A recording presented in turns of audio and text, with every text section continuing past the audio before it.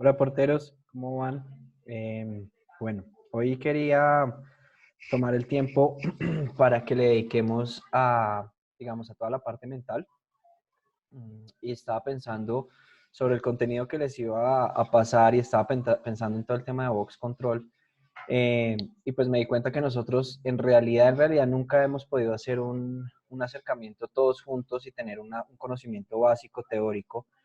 Yo sé que yo les digo mucho que se enfoquen en el PPA, posición, profundidad, ángulo, eh, pero digamos que nunca hemos podido entrar en detalle en qué significa eso. Entonces vamos a hacer una serie de videos donde vamos a analizar para mí qué es el PPA y qué lo conforma y cuál es la importancia de ciertos... eh, como de ciertas cosas que considero que se tienen que tener en cuenta en el momento de escoger una buena posición. ¿Listo? Entonces, arrancando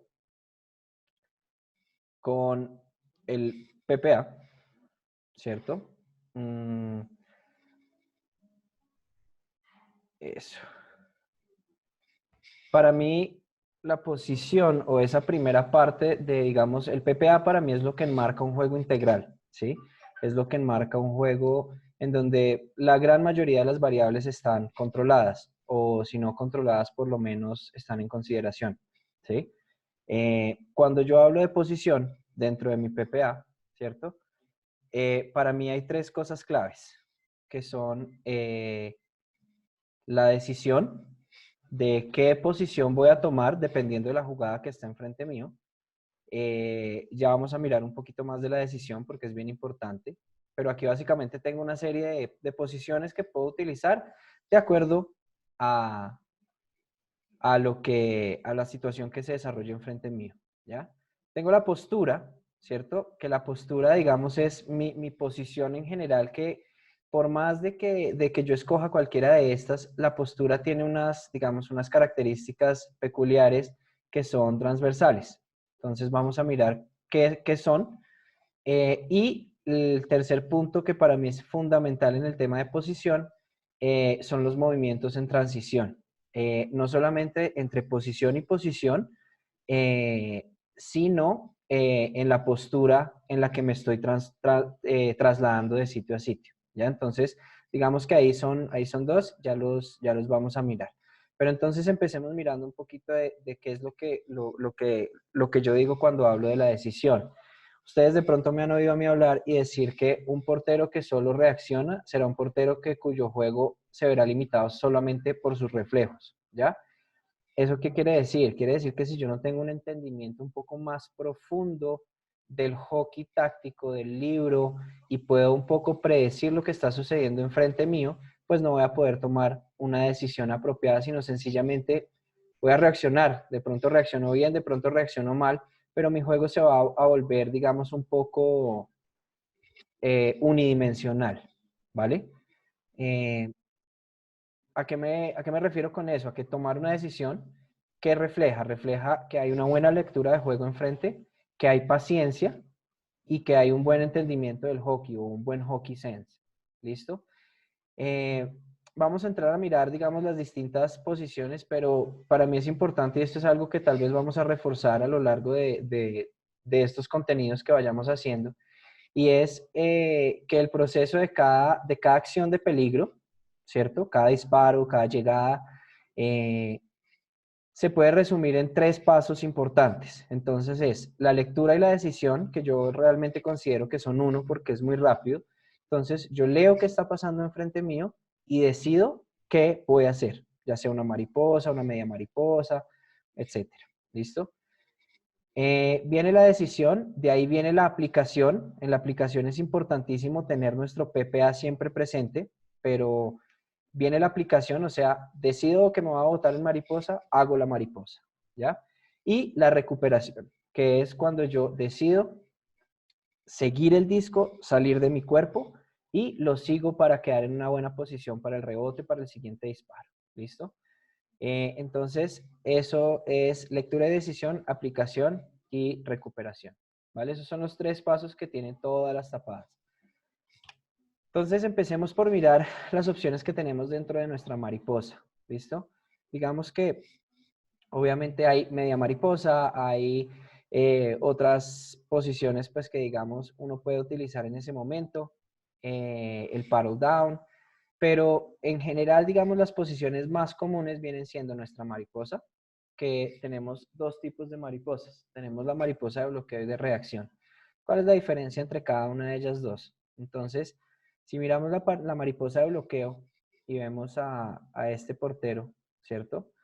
Vemos que él está, digamos, siendo una sola estructura. ¿A qué me refiero? A que está cerrando los huecos entre sus brazos, ¿cierto?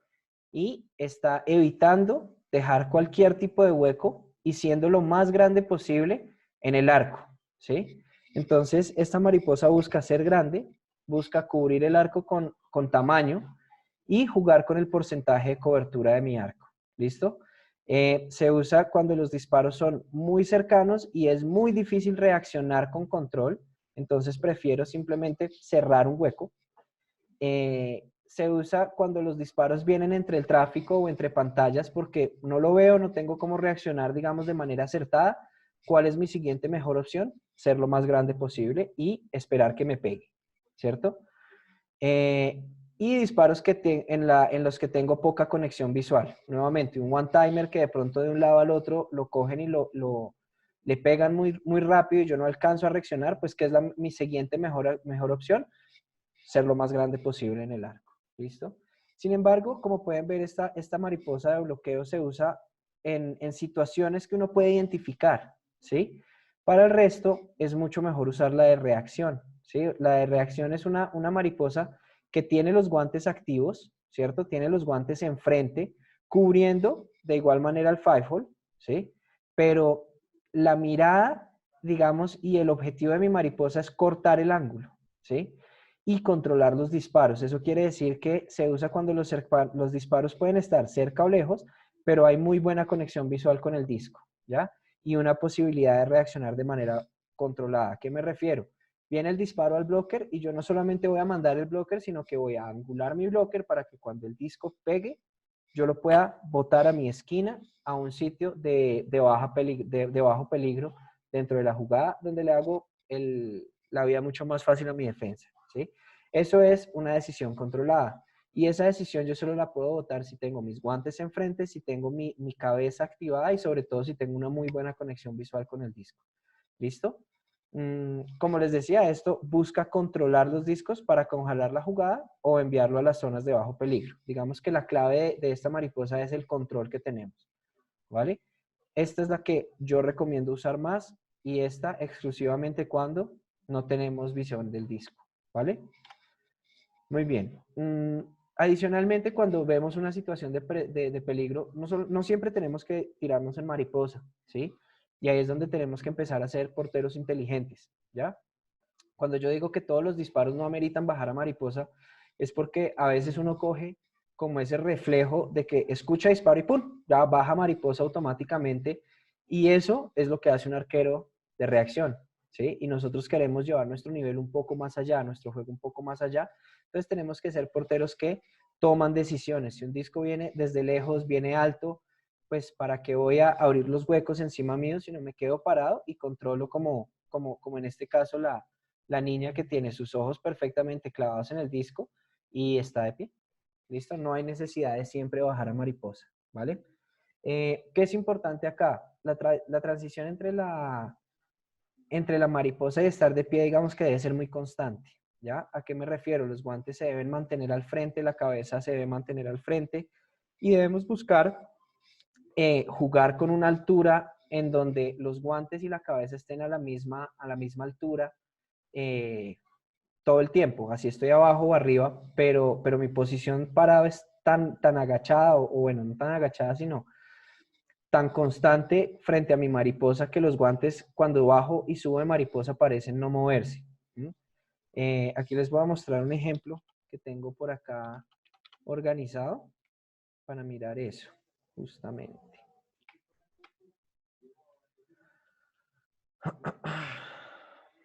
Bueno, entonces, si nosotros vemos aquí ambos porteros, mm, digamos que primero que todo vemos la diferencia entre el portero 1 y el portero 2, en donde el portero 1 tiene sus guantes perfectamente al frente. A ver si puedo anotar acá. El portero 1 tiene sus guantes perfectamente al frente, mientras que el portero 2 tiene solamente el catcher al frente y el blocker lo tiene paralelo con los pads. Entonces este codo podría estar un poquito más al frente para mantenerlo constante. ¿Listo? Ay, ese no soy yo.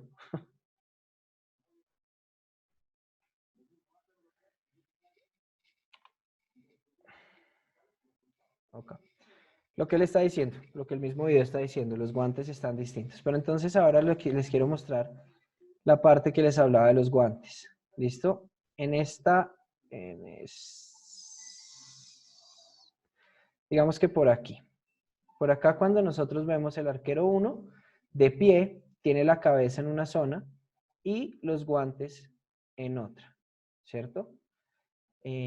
Vamos a mirar qué pasa cuando él baja, que es lo que no queremos hacer. Miramos que el arquero de la derecha mantiene la cabeza en el mismo lugar, así esté de pie o esté abajo. Si ustedes ven, la cabeza del portero no baja casi. Este señor mantiene siempre la cabeza en esta zona, no baja de aquí y no baja de aquí, ¿cierto? Mientras que el portero es una gran diferencia lo que hay entre donde está de pie y donde está en mariposa. Entonces a eso me refiero. Segunda cosa, la espalda de este arquero está mucho más angulada hacia el frente y los codos siempre están al frente. Veamos si verán.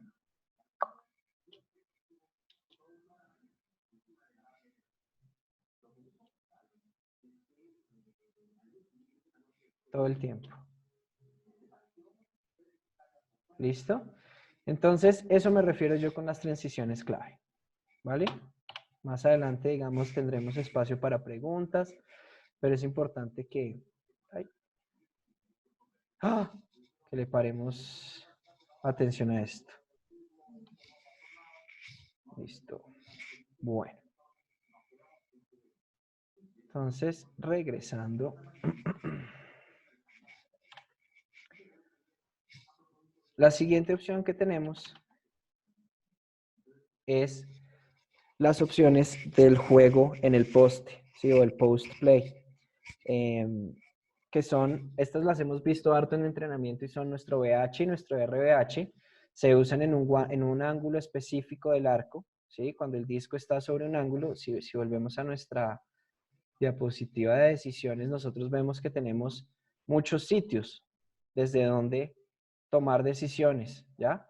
Pero las decisiones que se toman para hacer el VH, el RVH o el post hog, que es de pie, son en estos ángulos. ¿Listo? Entonces, si ustedes miran, ya también aquí tenemos un criterio adicional para tomar una decisión. Veo que el jugador viene por una de las bandas y entra dentro de uno de estos ángulos, automáticamente sabemos que la posición que debemos adoptar no puede ser una mariposa o no puede ser estar de pie, sino que por el ángulo tiene que ser un BH o un RBH. ¿Listo? No voy a profundizar en estos porque creo que en estos hemos hecho bastante trabajo en entrenamiento, entonces voy a avanzar con esto. Muy bien, entonces ahí nos vamos a nuestro siguiente punto, que es la postura. ¿Listo? Cuando yo estoy en el arco,